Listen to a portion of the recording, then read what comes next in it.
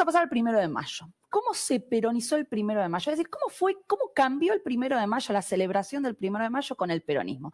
Este tema lo han trabajado dos historiadores muy importantes, Mirta Lobato y Mariano Plotkin, y ellos tratan de mostrar ese 1946 como un punto de inflexión.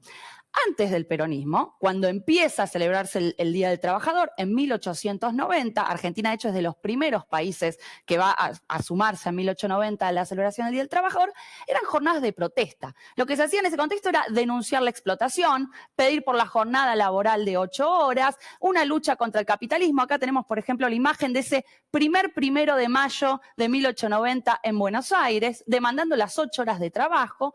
Pero eran entendidas... Interesante los que están con moño y corbata y los que no, ¿no? Bueno, porque ir a una movilización era todo un acto, un ritual que no necesariamente implicaba ir con la ropa de trabajadores, incluso en el 17 de octubre. Pero bueno, no importa, eso es otro tema. Esas primeras movilizaciones por el Día del Trabajador eran impulsadas por el Partido Socialista y después se lo van a sumar los anarquistas. Pero lo interesante acá es que se trataban de jornadas de protesta, de denunciar la explotación laboral, de una lucha contra el capitalismo. Discúlpame que haga una observación, porque Sí. me llamó la atención lo de la ropa, y son los sastres. Obreros, sastres. Por algo están bien vestidos. Ahí está, muy bien. Igual, van con la ropa de trabajo. Igual las movilizaciones no necesariamente eran de overol, pero bueno. ¿Qué pasa cuando llega el peronismo? Bueno, algo tiene que cambiar, porque no podías seguir denunciando la explotación laboral, el capitalismo, si había llegado el gobierno peronista. Entonces, no podía ser un oprimido. No podía ser un oprimido. La propaganda peronista va a tratar de cambiar el mensaje. Va a haber dos grandes cambios. Por un lado, deja de ser, podríamos decir, una movilización desde abajo. El 1 de mayo lo va a empezar a organizar el Estado. Y así como lo empieza a organizar el Estado, Perón y Eva Perón, tenemos de hecho una imagen de uno de esos festejos, tienen un lugar central en esos rituales. ¿Ven? Por ejemplo, ¿no? 1 de mayo, fiesta de los trabajadores.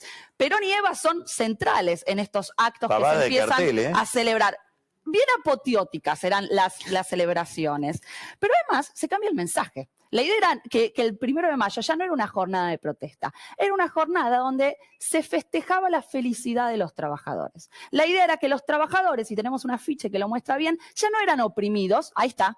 Por ejemplo, esta es una ficha del 1 de mayo de 1800. Obrero ayer oprimido, ¿no? El de atrás, que le está pasando mal, hoy dignificado. 1 de mayo de 1949. Se busca marcar muy bien esta ruptura entre el pasado y presente. Con los derechos laborales, los obreros ya no tenían por qué protestar. Ahora lo que tenían que hacer era festejar. De hecho, se le cambia el día. Ya no es el día del trabajo. Es la fiesta del trabajo lo que se está celebrando.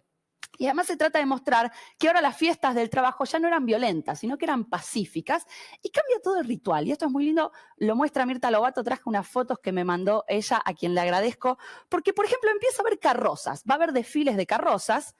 Acá tenemos carrozas, derecho a la seguridad, las carrozas por derecho al trabajo, y va a haber coronaciones de reinas del trabajo. Ese va a ser el momento más importante de las celebraciones del Día del Trabajador del peronismo. Ahí está. Se va a elegir a la reina nacional del trabajo, se va a exhibir a estas mujeres, el cuerpo de estas mujeres, a las cuales se las va a elegir por su belleza, no por su rol como trabajadora. Y para cerrar, se va a elegir en 1950 los campeones del trabajo, a los obreros más productivos. ¿Por qué en 1950?